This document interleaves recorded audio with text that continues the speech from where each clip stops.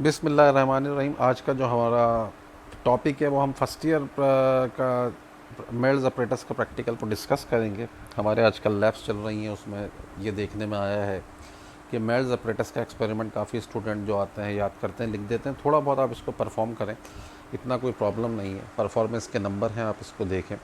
ये हमारे पास जो देखा जाए तो जर्नल में प्रैक्टिकल नंबर 11 है और बोर्ड के जो एग्ज़ाम है हमने उसमें नंबर 5 रखा हुआ है इसको, ठीक है ना। तो ये पेपर में किस तरह से आ रहा है देखें। सबसे पहले कहते हैं determine the frequency of AC supply by Melde's apparatus. Melde's apparatus के ज़रिए आपने फ्रीक्वेंसी मालूम करनी है एसी सप्लाई की, ठीक है जी। एसी सप्लाई की आपको फ्रीक्वेंसी मालूम करनी है। एसी सप्लाई जो हमारे घरों में करंट आता है उसकी फ्रीक्वेंसी कितनी होती है? उसकी फ्रीक्वेंसी होती है 50 हर्ट्ज़, ठीक है। 50 हर्ट्ज़ के करीब इसका आंसर आना चाहिए। सबसे पहले एक नंबर का कहते हैं note down mass of pan. Pan कहते हैं पलवड़े को जिसमें वेट रखते हैं। हमें वेट बॉक्स दिया जाएगा जिसमें वेट रखते हैं, ठीक है। उसके बाद लीनियर डेंसिटी ऑफ थ्रेड, ये आपको मालूम नहीं करनी है, हम निकाल के देंगे। ये भी बता देते हैं कि कितनी होती है। वैल्यू ऑफ जी इन्होंने गिवन दी हुई है जो कि 980 सेंटीमीटर पर सेकंड स्क्वायर है, जो CGS सिस्टम में। ये एक नंबर का काम हो गया। आपने मास ऑफ पेन लिख दिया, लीनियर डेंसिटी ऑफ थ्रेड लिख दी। अच्छा, उसके बाद हम आते हैं बी के अंदर नेक्स्ट में। Take 3 observation for different masses. Different masses के लिए हमें 3 ऑब्जर्वेशन लेनी है 5 नंबर की, लेकिन 3 पर नहीं देंगे हम, फाइनल में आपको 2 के लिए कह रहे हैं इस दफ़ा। तो 5 नंबर का काम ये है, 2 ऑब्जर्वेशंस करनी है।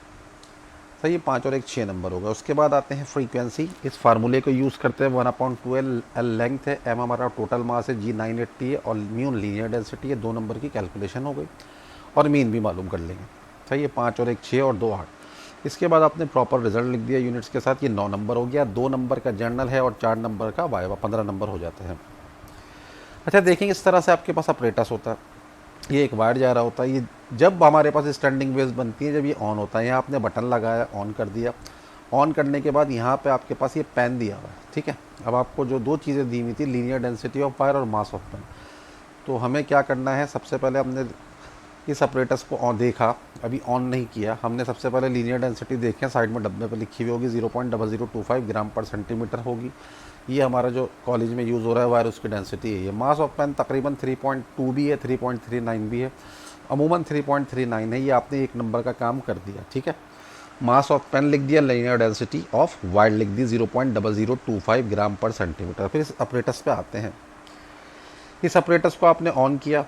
हम ट्यूनिंग फॉर्क से काम नहीं कर रहे हैं, इलेक्ट्रिकल वाइब्रेटर से काम कर रहे हैं और इससे बनने वाली वेव्स हमारे पास जो है ट्रांसफर वेव्स। इस तरह से लूप अगर आपने ऑन किया और वाइब्रेशन हो रही है, लूप्स नहीं बन रहा है, तो इसकी सेटिंग होती है। लेकिन अमूमन हम सेटिंग खुद ही कर देते हैं, आप अगर नहीं होती। लेकिन ये जब लूप्स बनेंगे जब यहाँ पे वेट रखा जाएगा। यहाँ पे वेट आपने लेट सपोज 10 ग्राम रखा, 10 ग्राम हमने वेट रख दिया। वेट बॉक्स से निकाल के वेट बॉक्स सबको इशू करा लेना है।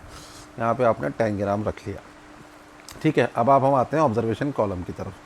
हमने सबसे पहले कहा मास इन पेन, इसको हमने M2 ग्राम दे दिया।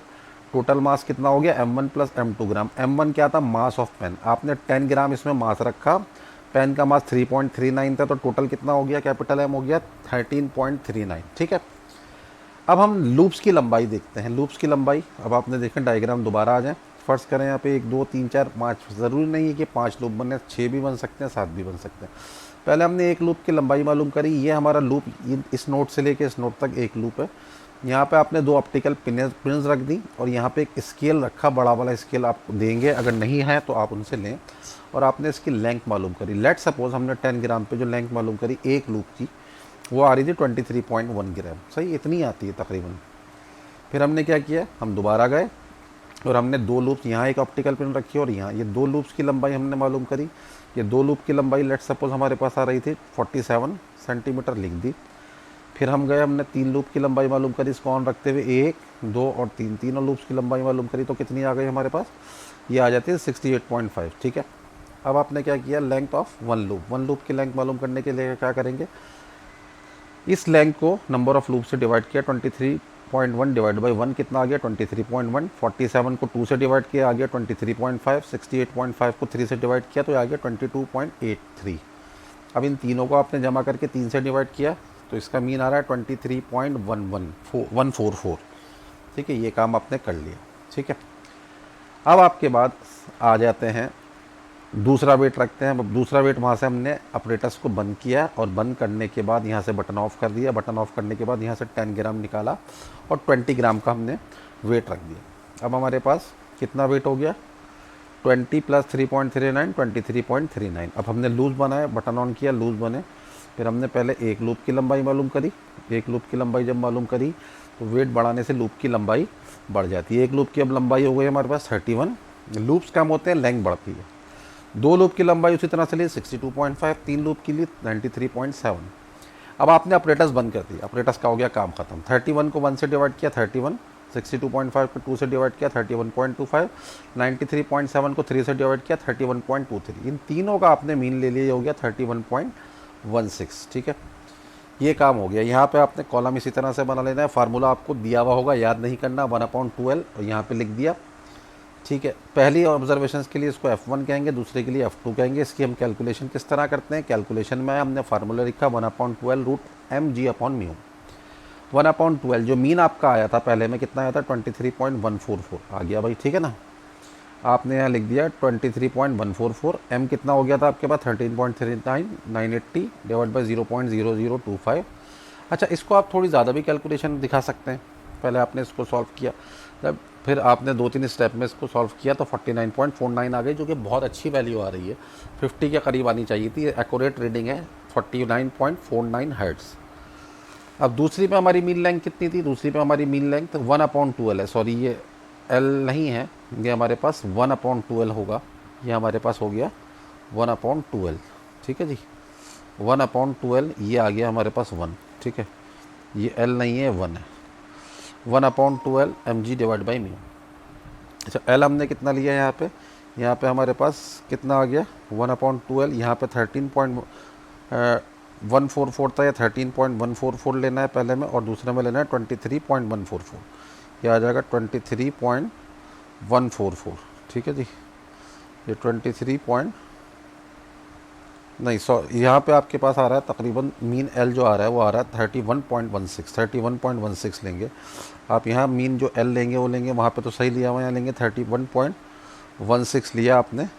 और ये लेने के बाद जब आपने कैलकुलेशन की, ज़्यादा स्टेपिंग में आप दिखा सकते हैं, तो ये वेट 23.39 आ रहा था, मास 980 आ रहा था। अब जब कैलकुलेशन की तो 48.58 हर्ट्ज़ आ रहा है, ये भी बिल्कुल सही आ रहा है। ठीक है, 50 के करीब है, ये भी बिल्कुल सही आ रहा है। मीन लेने को भी कहा जा रहा है। मीन आपके पास दो वैल्यूज़ हैं, तीन होती तो F1 plus F2 plus F3 divide by 3 करते हैं। यहाँ करेंगे F1 plus F2 divide by 2। F1 आपने लिखा 49.49, F2 आपने लिखा 48.58 डिवाइडेड बाई 2। ये डिवाइड बाई 2 करना है हमें, ठीक है ना। डिवाइडेड बाई 2 हमने किया तो हमारा मीन आ रहा है 49.03 हर्ट्ज़। ठीक है, अच्छा, ये लेने के बाद आप दोबारा कॉलम में गए, जो आपकी F1 की रीडिंग आ रही थी उसको आपने 49 पॉइंट क्या आ रही थी 49.49, यहाँ पे आपने लिख देना 49.49। ठीक है, यहाँ पे आपने लिख दिया 49.49, कोई प्रॉब्लम नहीं है, पेन से लिख दिया आपने F1 इज इक्वल टू 49.49, और ऊपर हर्ट्ज़ इसके यूनिट दिए हैं, यहाँ यूनिट लिखने की भी ज़रूरत नहीं है। और अगली आपकी रीडिंग क्या आ रही थी, अगली रीडिंग आ रही थी 48.58, तो आपने यहाँ पे लिख दिया 48.58, यहाँ पे आपका आ गया 48.58। ठीक है जी, ये कॉलम हमारा भर गया। अब इसके बाद हमने आखिरी स्टेप में इसका मीन भी ले चुके हैं। मीन जो ले चुके हैं वो मीन आप यहाँ लिख देंगे, आपका मीन आगे आ जाएगा। यहाँ पे आपने इसका मीन जो आया 49.03 वैल्यू आ गई थी, 49.03 आपने यहाँ पे इसका मीन लिख दिया, ये आ गया 49.03। ये आपका कॉलम हो गया कंप्लीट। ये सिर्फ 5 नंबर का ये कॉलम ही है।